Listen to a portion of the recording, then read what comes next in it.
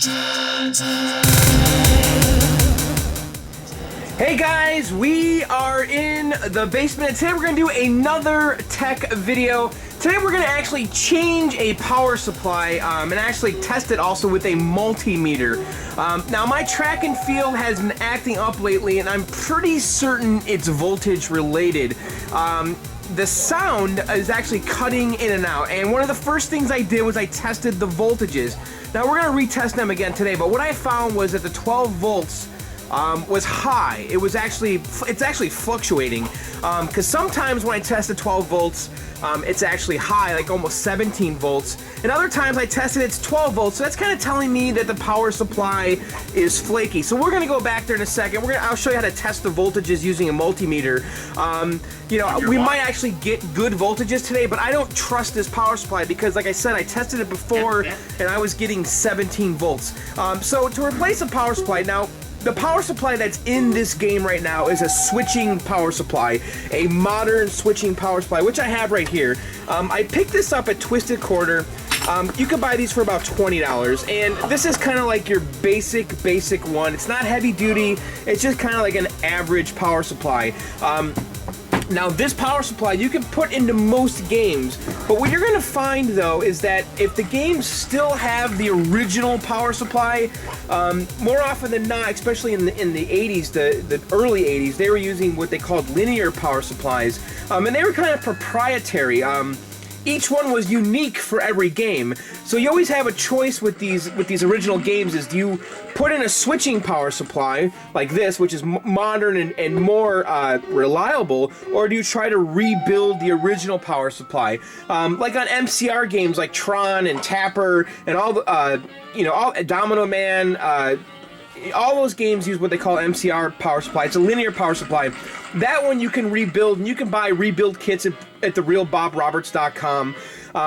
But some games just have crappy power supplies that are not worth rebuilding, like Zookeeper and Kicks, the Tato games, those and Jungle King and Jungle Hunt, Elevator Action. Those Tato power supplies were absolute garbage, and you can easily put in a brand new modern linear supply, switching supply by getting an adapter, which usually goes on here.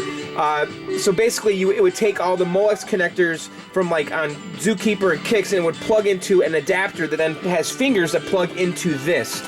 But anyway, on the track and field today, it's going to actually be a lot simpler because I already have one of these in the game, so we're just going to basically be swapping it. And really the purpose of the video is just to kind of give you an idea how to test it with your multimeter, and just what it takes to replace it. We're not going to cover retrofitting one of these into a game with a linear, but if you do a search, if you have a particular game and you need a new power supply, if you Google switching power supply adapter game A, game X, a lot of times you'll realize that people do make adapters so you can plug this modern supply in your vintage harness with the connectors and all that. And actually arcadeshop.com sells a lot of adapters to use switching power supplies in old linear games, like Q*bert and all the Tato games, even the Nintendo games like Donkey Kong and Donkey Kong Jr., Donkey Kong 3, Popeye, etc.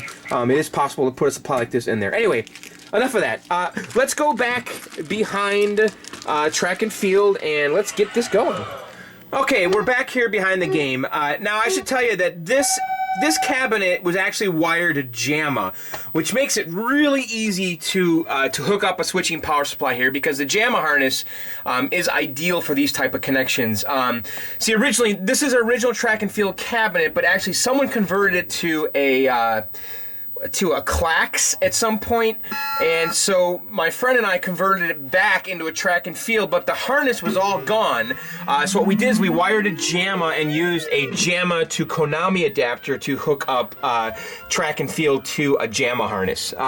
Okay, so here's my power supply. It's already mounted in here. You're going to notice that there's an adjustment knob right here, okay? And this is how you adjust the 5 volts. Now, the game logic on PCBs, for the most part, is driven by 5 volts. So if a game is acting flaky, you always want to check that 5 volts first, okay? And you can only adjust the 5 volts with this. And when you turn this little knob, this potentiometer here, it's actually raising all of the voltages at once. So the 5 volts, the 12 volts, the -5 all go up and down with this knob, and really you want to focus on the 5 volts, and the other ones just kind of go for a ride. But what was happening when I tested this before, my 5 volts was pretty much on the money, but the 12 volts was reading 17 volts. Now I know on this board, on track and field, the sound side of the board is controlled by the 12 volts, probably the audio amplifier. So I think that it was getting too much voltage, and it was kind of flaking out, and I was losing sounds, like the speech in the game was disappearing. So because I had high voltage here, I'm pretty certain that was my problem. So let me show you guys how to test the voltages, and you want to use a multimeter. I have a pretty decent one. This is a Fluke, which is the brand, and so I'm going to try to put it right here. Actually, I'm going to set this up on a tripod here. Okay, we have the tripod set up here. Now I have my multimeter set to manual DC volts. We're going to be measuring DC voltage. This is a Fluke here. It does have an auto sensing range here, but if I do that, it's not as accurate as the manual. The manual setting will actually measure to the thousands here. Okay, so what we want to do is we want to put our leads, the black lead on a ground and the red lead on a positive terminal. Now on the power supply, each of these screws is labeled. From the top we have 12 volts, and then -5, and then there's 2 grounds, and then a +5, and then our AC current is on the bottom. The bottom 3 is AC. You do not want to put your fingers on the bottom 3 because you will get shocked. So yeah, the AC it's like putting your finger in a socket in your house. So don't touch that. So we want to get ground. We can go on here and get our ground like so. So I've got ground, and then we want to take our positive and put it on the voltage we want to measure. So if I go like that, okay, we've got 11.95 volts on the 12. That's actually pretty good. That's within reason. So let's go ahead and test our -5. Now, and we're getting minus, it's kind of fluctuating here. We're getting about -0.5067 on the -5. Now, this game doesn't use the negative voltage, the -5. That terminal is actually empty. And then we go on and let's check our 5 volts, which is going to be this terminal down here. And that's actually 5.114. So that's a little bit high, but that's okay. I think that's fine. Another place that you want to test voltages here is on the board a lot of times, because even though you're getting 5 volts at the power supply, it doesn't mean you're getting 5 volts at the board, because there's a lot of resistance here with these wires and with the edge connector, and by the time the voltage gets to the chips or to the board, it could be actually much lower. So why don't I'll show you guys how to test voltages on one of the chips, and this is going to give you a really good indicator of what the voltage is on the board. Now, some boards are going to have test points that are clearly labeled, 5 volts and 12 volts. Or some boards don't. You just kind of have to measure it on one of the chips or off a resistor or a capacitor. I usually like to measure off one of the chips. Sometimes it's a little tricky to find where the voltage is. A lot of times I'll just kind of grab a corner of one of the EEPROMs or something. So why don't we go ahead and just try to see if we can find where 5 volts is on this board. And I'm really just kind of going to be poking around. I'm going to go ahead and put my ground probe on my monitor chassis, and so here's a chip, some kind of custom chip, and I'm just going to kind of put my positive on one of the legs, and you can see there I'm getting 4.4 volts. So that means that the voltage on the board, at least on this chip, is only 4.5 volts. So that tells you that our voltage is dropping a little bit. Okay, actually, this is probably a closer representation right here. So I'm testing, and I usually grab one of the corner legs on these chips. So this looks like I don't know if this is a RAM chip right here, but I'm testing the corner voltage, and so I can see that the voltage at the board is 4.974. That's good. So that is within reason. you know, if the voltage is close to 5, I just leave it alone. So that's pretty good. That's almost 5 volts. That tells me that the voltage setting that I have on my power supply down here is actually pretty good. The 12 volts was, I forgot what we tested on there, but it was close enough. And the 5 volts was a little high, but that's okay because by the time I got to the board, it actually was at 5 volts. So it's always better to read the voltage at the board here. And a lot of times you're going to want to take a couple samplings like I did there from a few chips. I actually think I trust the voltage here on this RAM more than on this custom chip over here. I don't even know what that chip is. Okay, so really, in theory, I should be done because my voltages are good. Everything's peachy. There's really no reason to change this power supply, but you gotta trust me here because I was testing this before and I was getting 17 volts on the 12 volt side, and the game was acting up when it was doing that. Right now the game's working fine, all my audio's there, but I don't trust this power supply. I have a spare one, so I'm just gonna swap it out and keep it in there for a few weeks and see what happens. So let's go through the process of replacing the power supply. It's gonna be really straightforward. Basically, we're just gonna remove all these terminals from this power supply and put it on my new power supply. So we wanna turn the game off, so let's unplug it. And the game is now off. And you know, this part of the process right now is just going to be kind of mechanical and pretty simple. Where is my screwdriver? I hate when I get back here and I don't have the tools I need. Where did I put that? Oh, here it is. Okay, so I just want to remove the old one, and it's screwed to the bottom here. Okay, so I use my little nut driver here and I loosen this up. And again, you know, we're replacing an aftermarket power supply, so you know, if you're working with an original game, it's gonna be a little different here, but you're gonna find a lot of games, JAMA games, stuff from the 90s is gonna have a setup just like this from the factory. So this does apply to a lot of games.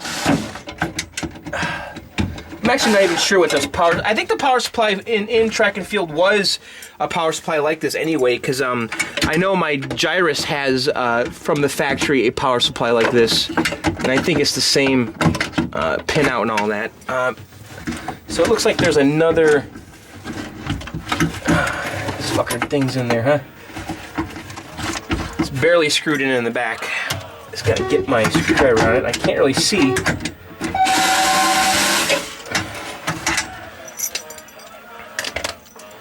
So I'm trying to get that nut off the back here. Why don't I go ahead and do that and be right back.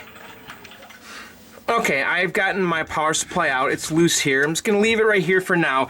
So here's our new power supply. One thing I want to mention here, on the bottom, you can see that it says 115 volts. This is actually switchable. It's possible to change the voltage on this to be like for European, like 210 or 220, whatever it is. So we want to make sure that it's on power supplies like this, that it is indeed set to the correct voltage, and it's set for 115, which is ideal for US. It also could be set for 220, and we don't want that. Okay, so the first thing I want to do is I want to actually make my AC connection, and I want to do that before I connect any of the other ones, and there's a reason for that. And the reason is I don't know if this knob's been turned. I don't know if the voltage is cranked or turned down. So I want to make sure I get the 5 volts kind of dialed in as close to reality before I make my other connections. So let's get AC to this first. And so on my old power supply, you could see here's my AC connections. We've got field ground, FG, AC, and AC. So we're going to disconnect these, and field ground is green. So I don't have to worry about mix. And by the way, you gotta make sure the game is unplugged. No power before touching these wires. These are the wires that are gonna bite you. If you're ever gonna get bitten by a game, it's gonna be the AC wires. Okay, so let's go ahead and put our ground wires in. Oh, look at that. The ground just came disconnected. That's not good. Okay, so actually this ground wire came undone. I had to go redo it real quick. The little eyelet here that's screwed to the bottom for ground came undone, and I had to quickly redo that. Okay, so here's our power supply. I already made my ground connection there. Now I'm going to make my 2 AC connections. It doesn't really matter too much on the AC which one goes where, because it is alternating current. There's really no polarity per se. So I've never really been too concerned with which wire goes where for the AC. So we're going to make our 2 AC connections here. And it's a little tight, actually. I don't have a lot of room to move. The wires are kind of tight. So let's try to do this without pulling another one out of its end. Come on.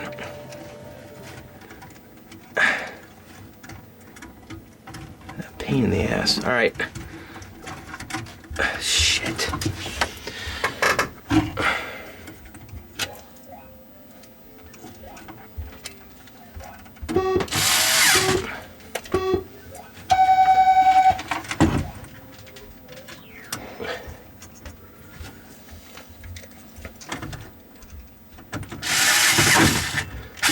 Alright, so we've got our voltage connections now.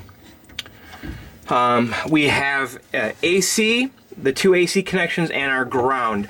Now I'm actually going to turn the game on now because I want to apply voltage to this power supply because I want to make sure the 5 volts is within reason before I give this voltage to the game.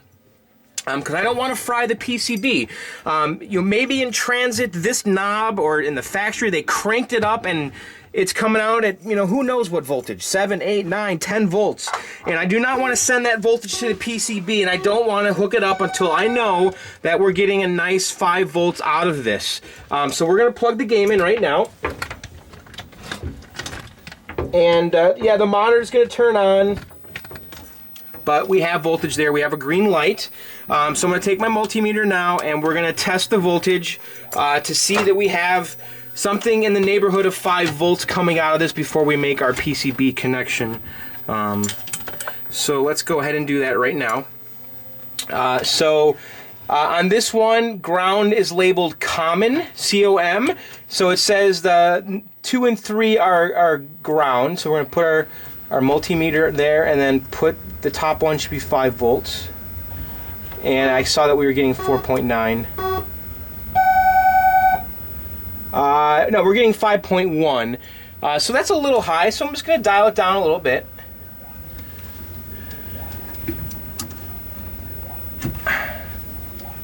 So let's go ahead and test it again. And we're getting just over 5 volts, 5.097. So I'll just turn it down just a smidge. Actually, that's pretty good. 5.097. By the time it gets to the PCB, it should be nice, comfortable voltage. Okay, so we verified that we have safe 5 volts coming out of this power supply. So why don't we go ahead now and make our other connections. And I'm going to do these one at a time so I don't lose track of what's what. And basically on track and field, we only need 5 volts and plus 12. Plus 12 is for all of the audio and the coin bulbs, which I think is this wire right here. So why don't we go ahead and do the plus 5 wires first, which are these. And we're just going to make our connections. So I'm going to go ahead and do this one at a time and be right back. Okay, I have made all of my connections here. So on this one, again, I had to make my 5 volt connections, my ground connections, my 12 volts, and then my power and my field ground.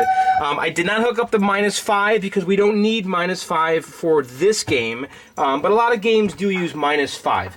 Okay, so we're ready to power this up, and hopefully, cross our fingers, everything's gonna work. So what I want to do now is I want to check our voltages just to make sure everything, and I hear track and field running, so we are successful here. I heard sound there. So let's go ahead and check the voltages just to make sure everything is where it's supposed to be. I know we already tested them, but I'm going to test them here with the load. So let's put our ground here, and let me try to put that in a place where you guys can see it. And so let's check our 5, and we're at 5.091. Let's check our 12 volts. 12 volts is measuring at 12.10, which is also great. So we've got good voltages coming out of this going to here. And then why don't we go ahead and just test on that RAM chip like we did last time, just to see what the voltage is at the board. And you can also, there's another way to do it too. You could check voltages at the connector there, but there's far more resistance by the time it gets to this chip than it is at that edge connector. So let me go ahead and we'll just check it at one of these chips again. Let me get this out of the way. And it was this leg right here. And we're at 4.949. So that's good. I'm pretty happy with all those voltages, and we're pretty much done. So that's really it. You know, that is... I mean, that's really all it takes to replace a switching power supply with another and to check the voltages. You know, it's always a good idea, too, to check voltages at the board if you can, because, you know, there is a lot of resistance in the line between the power supply and where it gets to the chip. So you definitely want to do that. Anyway, there you guys have it, guys. Hopefully you found that information useful. You know, it's funny. I feel like I can't do anything down here anymore without filming it. Like what we just did there, I probably would have just did and not even said anything to anybody. So I figured, hey, why don't we just go ahead and film it? I know it's a pretty basic thing, but I'm going to be doing a lot more of that where I kind of film almost everything I do. So hopefully you guys don't get too annoyed. But anyway, guys, you know, thanks for subscribing to my little channel.